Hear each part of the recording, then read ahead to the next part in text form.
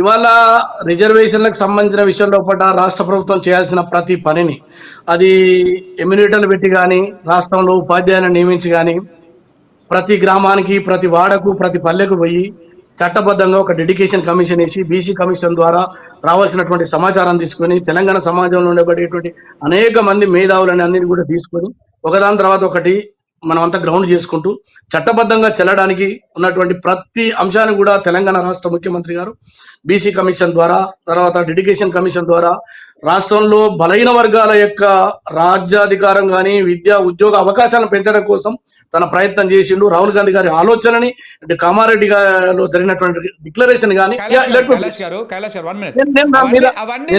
కవిత గారి వెనకాల ఉన్నది, అవునండి ఆయన అడిగిన దాంట్లో నేను చెప్తున్నా. నేనేమంటున్నా కవిత గారి వెనకాల ఉన్నది రేవంత్ రెడ్డి గారేనా కాదా ఒకటి స్పష్టం చెప్పండి.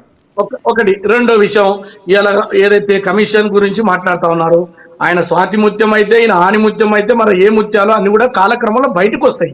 కానీ జరుగుతున్నటువంటి ఆరోపణల్లో జరుగుతున్నటువంటి అవినీతిలో 100% హరీష్ రావు గారు ఉన్నారని చెప్పింది, సంతోష్ రావు గారు ఉన్నారని చెప్పింది. తర్వాత తన తండ్రిని వెనకేసుకొచ్చేటువంటి ప్రయత్నం జరుగుతూ ఉంది. ఎందుకంటే అది ఒక్కడేసారిగా తండ్రి మీద కూడా చెప్తే బాగుండదు అనుకుందో ఎట్లా అనుకుందో, లేకపోతే తండ్రి ఒక్కడే మంచోడని సర్టిఫికేట్ ఇదాల్సుకుందో ఏం జరిగిందో వాళ్ళ కుటుంబ సంక్షోభం అని. కానీ ఇవాళ జరుగుతున్న పరిణామాలు మొత్తం వాళ్ళ కుటుంబంలో ఇవన్నీ కూడా సునామీని సృష్టించేవి, వాళ్ళలో అలజడి సృష్టించేవి తప్ప ఇది టీ కప్పులో తుఫాన్ లేక సమసిపోయేది కాదు. దీని వెనుక వాళ్ళున్నారు, నేనున్నా నువ్వున్నా నేనున్నా కాదు, వాళ్ళ మధ్యలో జరిగినటువంటి ఆధిపత్య ధోరణి. కుర్చీ మీద యావా నెక్స్ట్ ఎవరు ముసలాయనకి ఏమైనా ఇబ్బంది అయితే భవిష్యత్తులో సార్ నేనేమి చెడ్డ కోరుకుంటలేను. కాబట్టి కేటీఆర్ కూర్చోవాలన్నా, హరీష్ రావు కూర్చోవాలన్నా, కవిత కూర్చోవాలన్నా, దీని మీద నడుస్తున్నటువంటి చట్టబంధంలో ఇవాళ వచ్చినటువంటి ఆరోపణలు దీనికి వాళ్ళే సమాధానం చెప్తారు. ఆమె పార్టీ పెడతదా పెట్టదా వేరే విషయం. మాకు సంబంధం స్పష్టంగా అధికారం కోల్పోయిన తర్వాత రేవంత్ రెడ్డి గారు సహకారం చేస్తారా? చూడండి, కాలంలో జరిగినటువంటి నాటికి ఎవరికి ఆ పార్టీకి వాళ్ళే బాధ్యులు తప్ప మా కాంగ్రెస్ పార్టీకి ఏం అవసరం వచ్చింది? వాళ్ళ మా పార్టీకి ప్రధానంగా తెలంగాణలో బీఆర్ఎస్ ఉందో పక్క బీజేపీ ఉంది, ఈమెతోని మాకేం అవసరం? మాకు అవసరం కూడా లేదు కదా. ఇవన్నీ కూడా కావాలనే ఒక రకమైనటువంటి దాంట్లోకి తీసుకుపోయి అంటే వారికి ఉన్నటువంటి తప్పులన్నిటి కూడా బయట కనపడకుండా ఆ వాళ్ళలో ఉన్నటువంటి లోపాలన్నింటి కూడా సరిచేసుకోవడం కోసం ఇలా కూతురు మీద జరిగింది. ఆమె నెట్టేసారు. మీకు చరిత్రలో చూస్తే అనేక మంది తెలంగాణ వాదులను కూడా వాళ్ళు ఆ రోజు సస్పెండ్ చేసారు. నరేంద్రని కాంచి విజయశాంతి కాంచి ఆ రోజు ఆ నాయకు ఆయన ఉన్నాడు, ఆయన కానించి వికారాబాద్ చంద్రశేఖర్ కాంచి అనేక మంది ఉద్యమకారులు త్యాగదారులు పోయినరు. ఇవాళ వాళ్ళ కుటుంబ పాలన మొత్తం స్పష్టంగా 10 సంవత్సరాలలో అయింది. కాబట్టి ఆధిపత్యం కోసం ఒకరినొకరు కొట్టుకుంటా ఉన్నారు. కాబట్టి అది ఇవాళ బయటకు వచ్చింది. ఇక అది వాళ్ళ ఇష్టం, వాళ్ళ పార్టీ. అది బీఆర్ఎస్ అవుతా టీఆర్ఎస్ అవుతుందా లేకపోతే ఇంటర్నేషనల్ రాష్ట్ర సమితి అవుతుందా ఏదన్నా కావచ్చు. కానీ 100% ఇవాళ జరుగుతున్న పరిణామం బీఆర్ఎస్ యొక్క పతనానికే నాంది తప్ప ఇది భవిష్యత్తులో తెలంగాణలో మళ్ళీ ప్రజలతోని లేకపోతే తెలంగాణ వాదులతోటి మెప్పించుకునే కార్యక్రమం లేదు ఉండబోదు. కవిత గారు వెనకాల రేవంత్ రెడ్డి గారు లేరంటావు? 100% సంబంధం లేనటువంటి విషయం. అది రాజకీయ ఆరోపణలు చేస్తే చేసుకోనివ్వండి, మాకు సంబంధం లేని విషయం. ఎందుకంటే ఇది బీఆర్ఎస్ కుటుంబంలో అంతర్గత సంక్షోభం. జర్సన్ గారు ఫైనల్ గా మీరు ఒక మాట చెప్పండి. అంటే మీరు చాలా అంశాలు చెప్పారు, కొన్ని డాక్యుమెంట్లు చూపించారు, కొన్ని ఫోటోలు చూపిస్తా ఉన్నారు, ఎప్పుడు కూడా ఏదో ఫోటో చూపిస్తా ఉన్నారు. అంటే ఫైనల్గా ఏం చెప్పాల్సుకురు? ఈ మొత్తం వ్యవహారం వెనక కర్త కర్మ క్రియ డైరెక్షన్ ఇది చేసేదంతా ఎవరు, నడిపించేది ఎవరు, నడిచేది ఎవరు?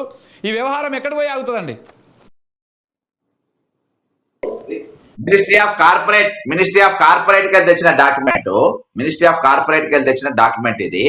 ఈ డాక్యుమెంట్ ఈ రోజు వీళ్ళిద్దరు ఏ సాక్ష్యం దొరకద్దని బీజేపీ ప్రభుత్వం వెబ్సైట్లకి వెళ్ళి ఊడబీకింది. ఇలా సుజను, రేవంత్ రెడ్డి, కల్వకుంట్ల కవిత, విందుల మందుల 4 పేర్లు ఉన్నాయి ఇందులో. మీకు అందరి వాట్సాప్ లో పంపుతా, రేపు సోషల్ మీడియాలో కూడా సర్క్యులేట్ చేస్తాను, ఏమి ఇబ్బంది లేదు. నేను సస్పెండ్ కాని కారణం కూడా ఇదే డాక్యుమెంట్, గుర్తుపెట్టుకోండి. నేను సస్పెండ్ కావడానికి కారణం ఇదే, నేను కాంగ్రెస్ పార్టీకి బయటికి పంపించడానికి కారణం ఇదే. కల్వకుంట్ల కవిత గురించి మాట్లాడద్దు అని చెప్పేసి ఎన్నో మార్లు నాతో చెప్పిండ్రు, అవి నేను వినలేదు కాబట్టి ఈ రోజు నా సస్పెండ్ చేసి, వేరేది ఏం లేదు. సృజను వెస్టర్ ఈ కంపెనీస్ మేఘా వీటిపైన నేను పడ్డా కాబట్టి నా మీద ఇచ్చేసిండ్రు, నాకేం ఫరకేం పడది. ఈ రోజు వాళ్ళు ఇవాళ రోజు అంటే ఇవాళ 2వ తారీఖు, ఇవాళ కూడా 6,000 కోట్ల బ్యాంక్ తెలంగాణ సెక్యూరిటీ బాండ్స్ ను ఆర్బీఐ బ్యాంక్ అమ్మింది. ఇవాళ మనం మాట్లాడుతుంటే జరిగింది. నేను చెప్తున్నా, నాకు ప్రభుత్వంకి వెళ్ళి నాకు ఎంత సమాచారం కానీ ఇవాళ నాకు వస్తుంది. ఇవాళ నాకు ఉండేటోళ్ళు నాకు ఉన్నారు. ఇవాళ గత ప్రభుత్వం ఇవ్వలేదు. ఇవాళ ప్రమాణపూర్వకంగా చెప్తున్నా, నేను ప్రమాణపూర్వకంగా చెప్పే దమ్ము మీకుంటే చెప్పండి.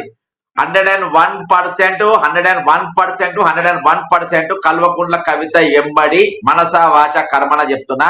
కల్వకుంట్ల కవితని వెనక ఉండి నడిపించేది మొత్తం రేవంత్ రెడ్డి. ఇది తెలంగాణ ప్రజలకు అందరికి తెలుసు. కాదు అంటే నేనేం చేయలేను. మీరు పార్టీ నుంచి సస్పెండ్ కావడానికి కారణం కూడా కవిత గారి ఇష్యూనే అని చెప్పేసి చెప్తా ఉన్నారు. అది 101%. ఎందుకంటే డే 1 కి స్కిల్ డెవలప్మెంట్ స్కామ్ నేను బయట పెట్టిన, ఢిల్లీ లిక్కర్ స్కామ్ బయట పెట్టిన, ఢిల్లీలో ఆమె ఎగ్జిబిషన్ పెట్టిన, లైగర్ సినిమాల పెట్టుబడులు పెట్టిన, ఈ విధంగా అనేకమైన బీసీల నియామకం వెనుక పెట్టిన, 2016 క్వశ్చన్ పేపర్ లీకేజ్ లో ఈమె పాత్ర ఉందని పెట్టిన, ఈ విధంగా అనేకమైన పెట్టిన. దీన్ని రేవంత్ రెడ్డి జీర్ణించుకోలేక ముఖ్యమంత్రి అయ్యేదాకా కాకుండా ముఖ్యమంత్రి కాగా నా మీద వేరే ఏమున్నది, ఎందుకు నా సస్పెండ్ చేయాలి, వేరే ఏం లేదు. కేవలము ఓన్లీ బికాజ్, చాలా సార్లు చెప్పినది, only because of Kalvakuntla Kavitha వీళ్ళ మీద కొట్లాడి ఇష్టం లేక నన్ను సస్పెండ్ చేసిన, వేరే ఏం లేదు.